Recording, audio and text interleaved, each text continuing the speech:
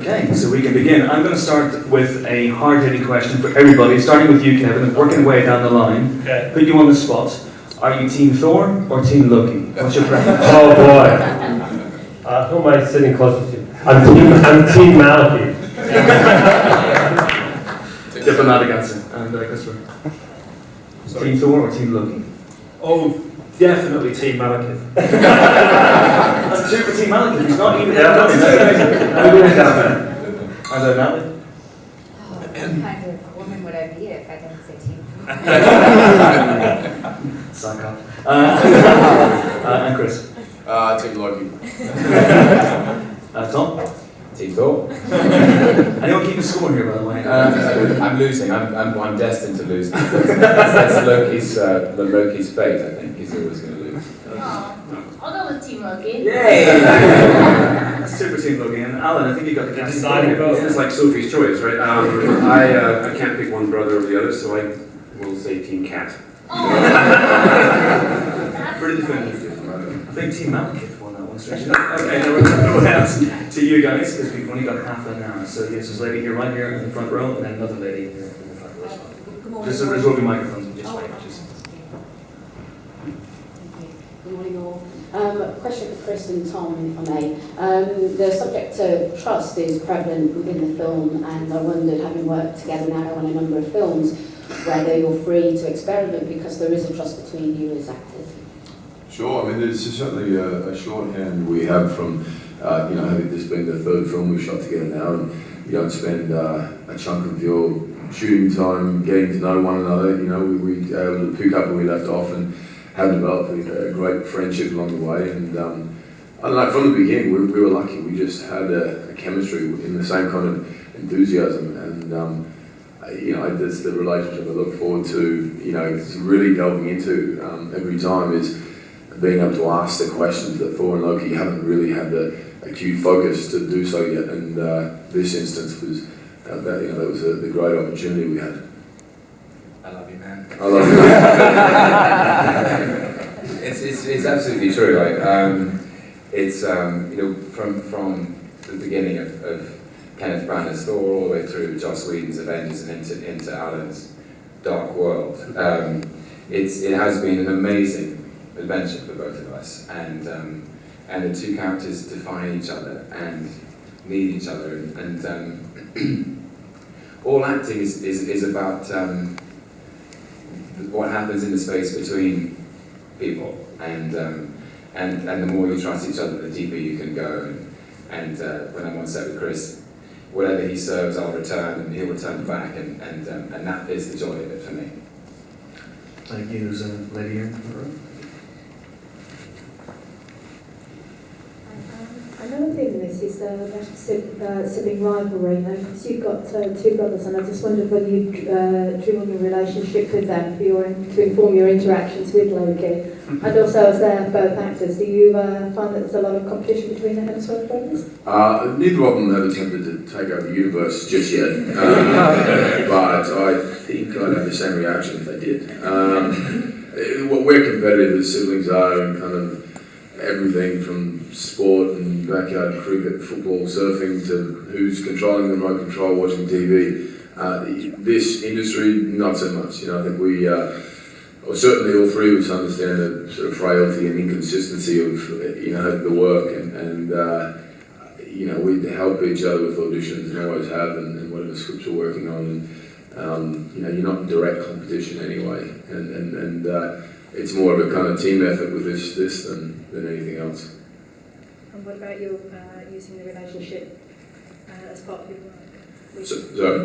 Yeah, sure. Oh, look, one of the scenes where they're, in the spaceship sort of exiting Asgard, that Tom and I were pretty insistent on saying, no, this has got to feel like, when you're in the back seat with your siblings, and, we couldn't get 100 metres down the road before, the three of us would be like, get off me, don't touch me, God.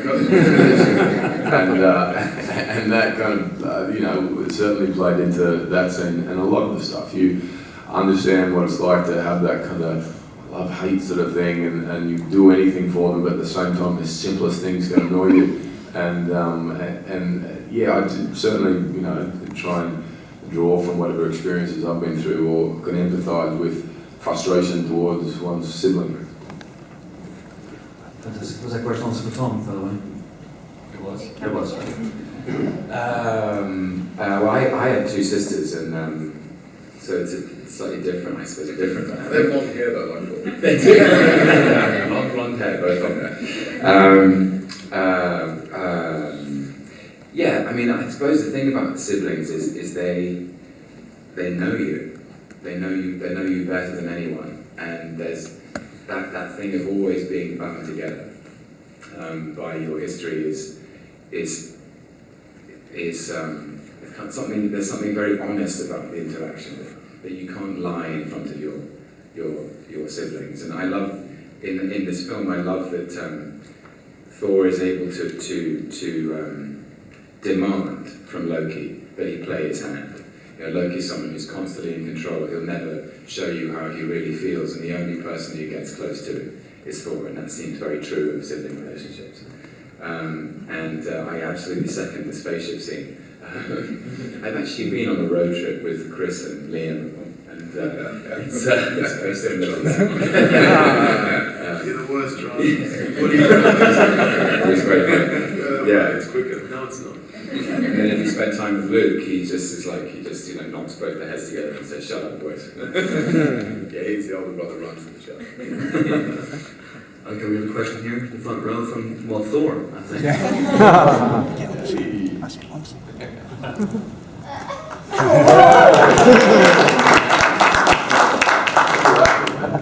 Thor, are you actually brothers with Loki?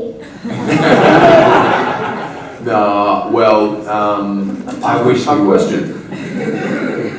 In the film, we do actually have different parents, and Loki was adopted into the Asgardian family.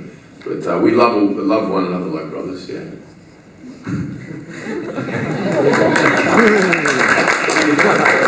We're going to break up the tyranny at the front row and go all the way to the back. There's a gentleman here with the camera with his hand up. Thank you. You can just... Thanks. I think you have to be wearing a costume now. That's a question. Can't possibly top Mini Thor, I'm sorry. Guys, my question, first of all, to Natalie. Obviously, in the first film, Jane was very much a spectator, whereas this time she's right in the middle of Thor's world. I wonder if that was part of what excited you about the prospect of coming back.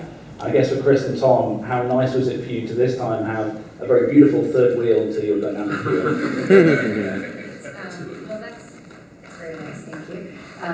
Yeah, it was exciting to get to come back and work with everyone and meet people who were joining this time, and also because Jane gets to go to Asgard this time, I was lucky enough to get to work more with Tom and to have scenes with Renee and Anthony too, who were amazing, and I just got to admire from afar.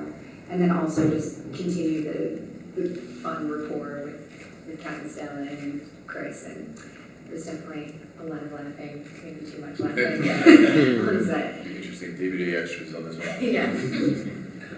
But yes, it was brilliant to have Natalie there and to break up some of the godly testosterone of Thor and doing that thing with beautiful Jane. So yeah, I loved working with Natalie. In the first film, Loki's aware of Jane Foster's presence and refers to her, but it was so fun to see what happens when the two share the same space. Violence, as you see.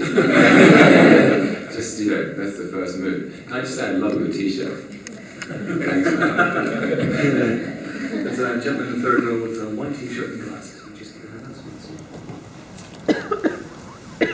Hi, I've got a question for both Natalie and Chris. Chris, you recently called Britain the new Hollywood as a place to film. And I just want to ask you two, what's it like compared to filming in Hollywood? How different is it filming in the UK? The interesting thing about Hollywood is, I don't know that a lot of stuff gets shot there anymore. Obviously, once upon a time it did. But it's predominantly kind of sets and studios. The nice thing about here is there's incredible studios, but there's brilliant locations to take advantage of. And I love the aesthetic this film has because, not only Asgard, but we get to see London and most of these films are set with sort of New York or an American city as the backdrop, and I love that difference, and yeah, do love shooting here.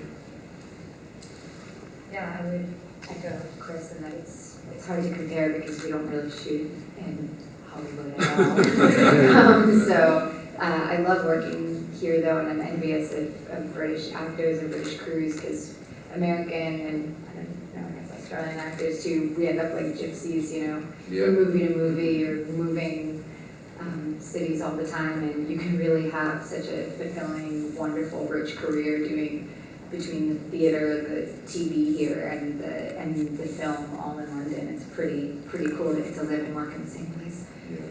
I just want to bring Kevin in that actually, because Marvel have used London a lot, or going to use London a lot in the future. What's it about London that's so great for your studio? Well, it's no secret that there's a very good tax incentive which lures the studios here. I don't want to pretend that's not the case, but what keeps us here, what keeps us coming back, are the amazing crews, which is unbelievable. We're starting our 4th film next year at Shepperton, and it's been an amazing experience, all 4 of them. Fantastic. And the third one, let's stay with the lady beside. Jump up the glasses. It's a message, for Tom. If Comic-Con's anything to go by, people really love Loki. What do you think it is about Loki that people seem to really love, kind of more over Thor?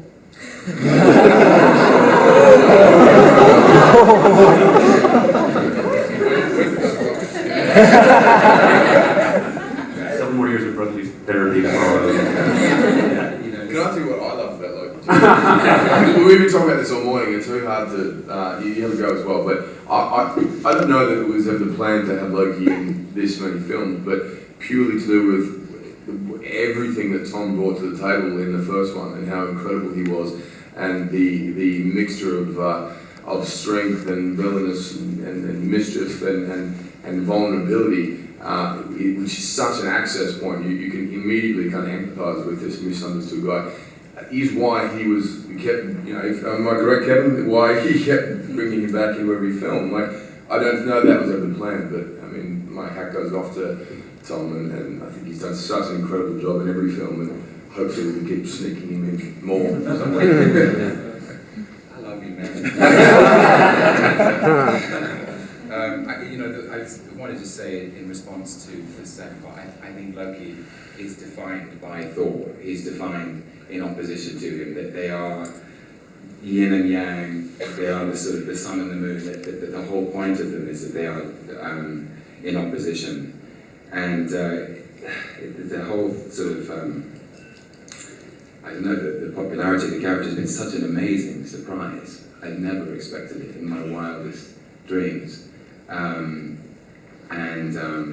don't know, I found him a fascinating prospect because he's a mixture of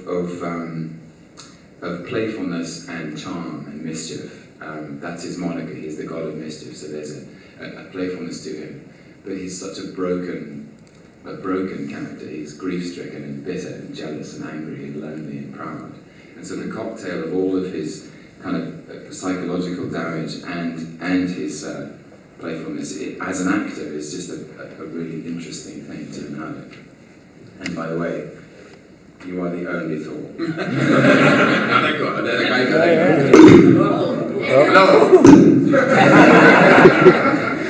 Someone's going free phones up here. There's a chap here in the front row with a white shirt. If you could just bring the mic to me.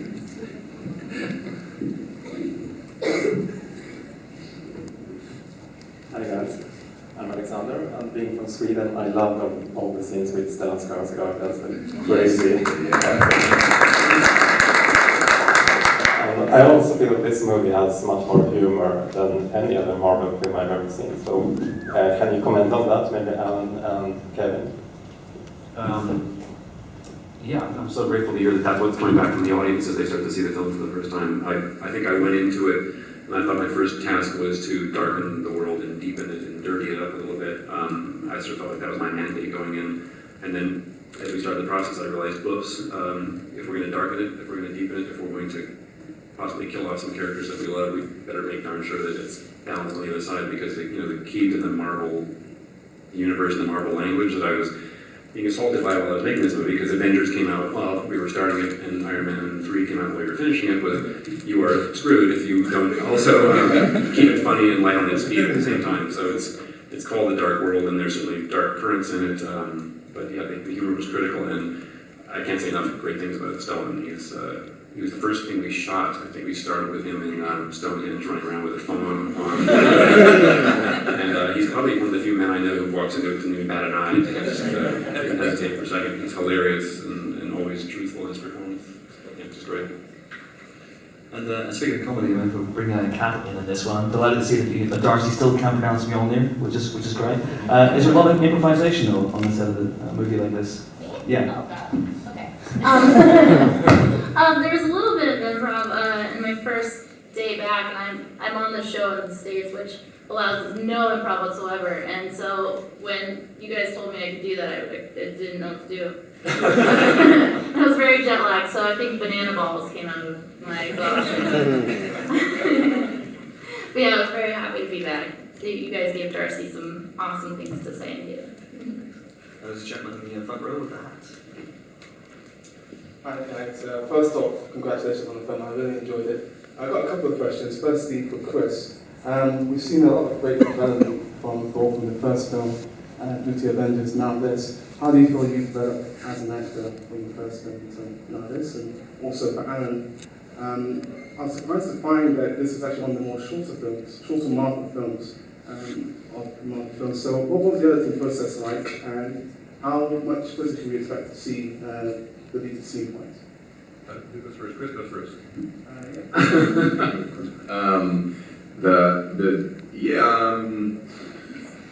I mean, every film I look back and go, oh, okay, now I get it. And then I start the next one and go, oh, I don't have a clue what I'm doing. And, it's nice to be able to approach your character again and for the third time attack it in a different way with a different director and have a whole new, bag of ideas and influences and ways to approach it. I think I grew up as a person as well, as you do through time, strangely enough. And so Thor, that echoes into whatever you're doing in your work. And, it was nice to have a more mature Thor who was sort of less petulant and arrogant and teenager, as the first one it was at times. But that transition into him understanding the darker side of the throne and that responsibility and the sacrifices. It was fun to play with. So editing process.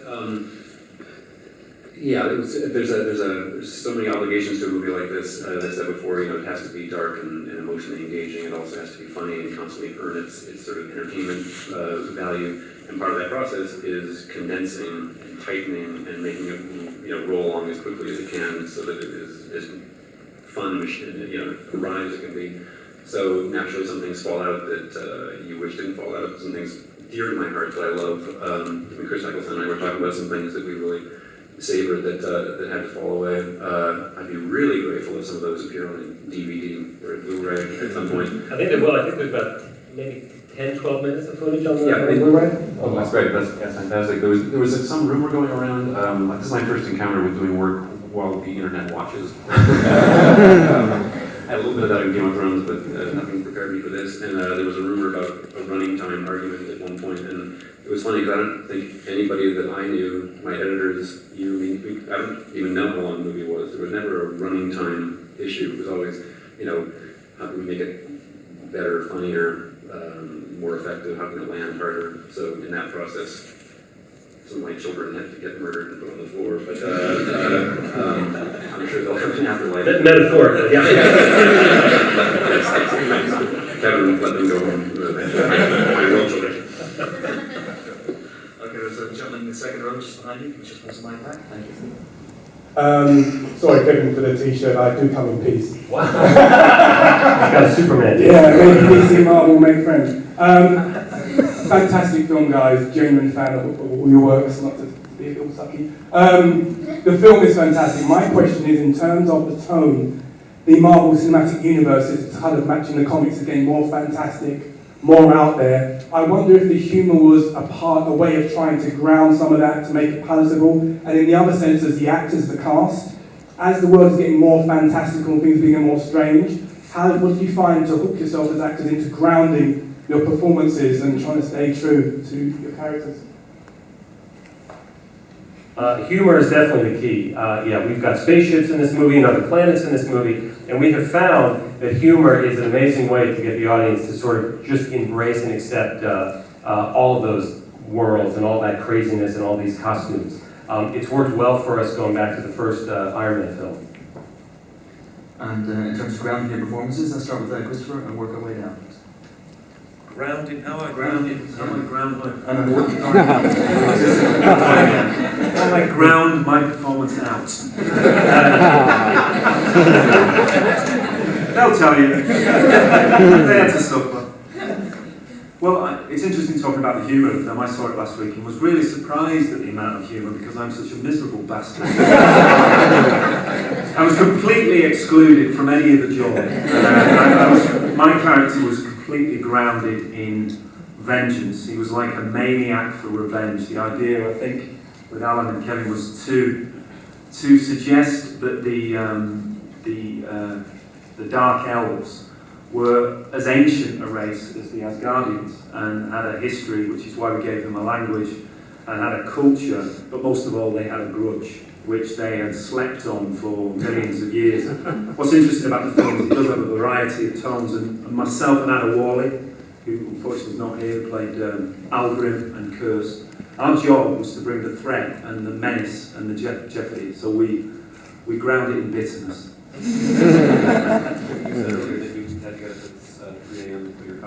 And you were so bitter and angry by the time it was over. My makeup call was about 3 o'clock. I was in the chair about 4 o'clock, 10 o'clock I hit the set, so I was not a happy elf. And Natalie? Yeah, the humor, I think also the fact that the characters are going through, even though they're traveling between realms, are going through things that we can all relate to, you know. For myself, playing a woman who the guy didn't call back and disappeared, and there's a long distance thing going on. And when it works out, she meets the parents. You know, those are all things that obviously most women can relate to. And of course, I'm the mortal among the gods and villains near me. So I guess that's naturally more grounded. But a lot of the issues they had us dealing with were human. I mean, even the brothers. I feel like that's so relatable as humans. I remember Hopkins said something to me. We first day on set on Thor 1 and we walked in and our outfits and here's the eye patch and the whole thing and the sets, and he looked at me and said, I said, no acting required here. And I always remember that and think like, yeah, don't compete with it, you know, like keep it simple and it already sells a lot of the work for you. Yeah, I can't add much to what everyone else has already said. I suppose the thing that I always think is grounding about these films is the family relationships for me. We're traveling through space and time, we're dealing with gods and monsters, but the heart of the film, from my perspective, is a family, a father, 2 sons, 2 brothers, a mother, and the fractious, intimate interaction that they have. Oh my God.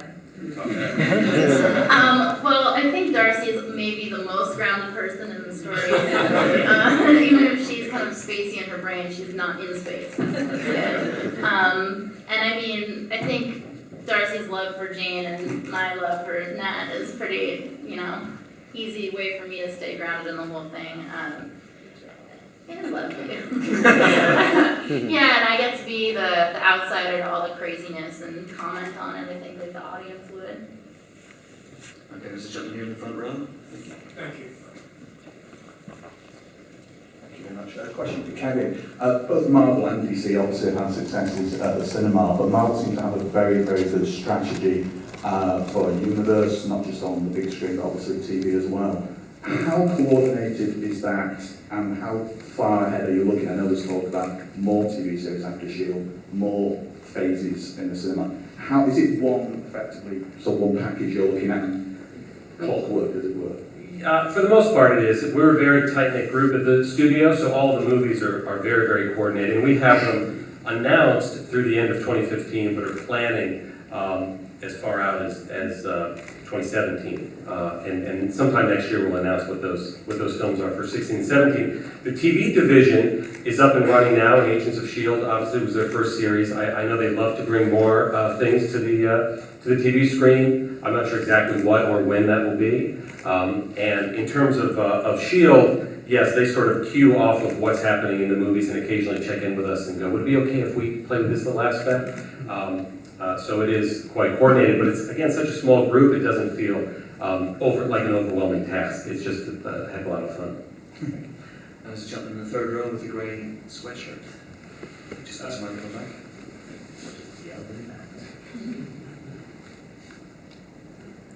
It's a question for Natalie. I believe your mum keeps a scrapbook of photos that she allows out on set for such eventualities, and all these shots in the flat scene are you through the ages. Do you wish that scrapbook would go away, or as someone who can look at themselves on DVD age 10, are you sort of not worried about your old image? Yeah, I guess the funny thing is that it is, I think, the same set of photos that she always lends out for every movie I've done for the past 20 years. So there's a lot of characters that shouldn't have the same experiences and family photos, but do. Hopefully they're more background if people aren't really focusing on them. But yeah, all sorts of different people have been like photoshopped into them. There's some interesting ones of like me and Tobey Maguire when I'm young, but not real, of course. Various different people I've worked with. Thank you. Fifth row, please, with the gentleman with the glasses. Chris did actually touch on this a little bit earlier, but I'm interested because, well, when people say conflict is drama, Malekith is the antagonist here, but we keep talking still about the brothers and the romantic dynamic. What's really the dynamic with Malekith, and what's it mean? What's the point of that storyline here, do you all think? This Chris or that Chris? You, Chris. Oh. What is the point of my story? That's what I said to my agent. That's what I said to Kevin.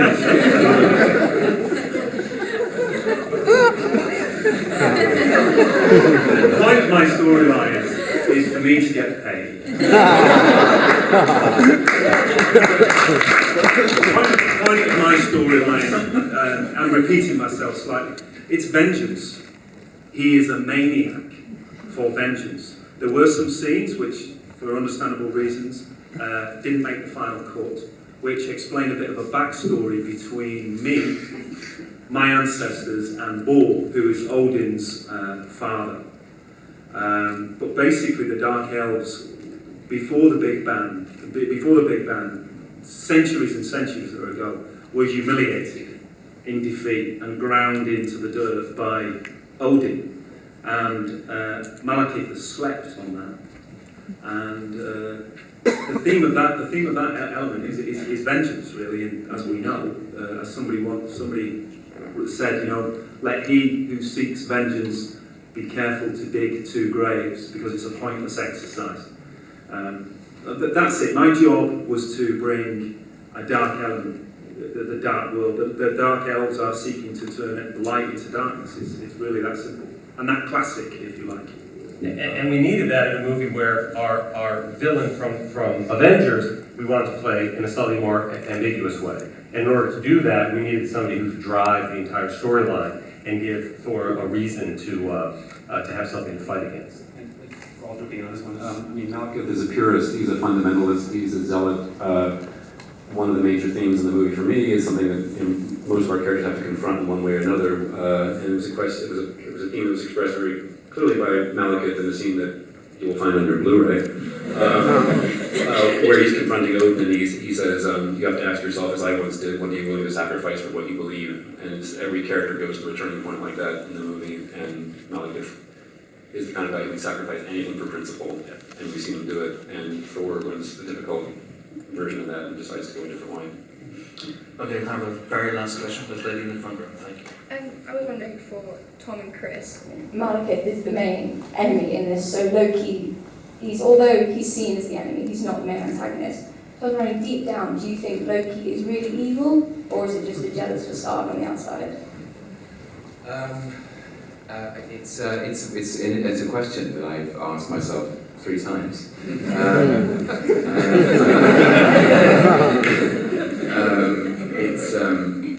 I think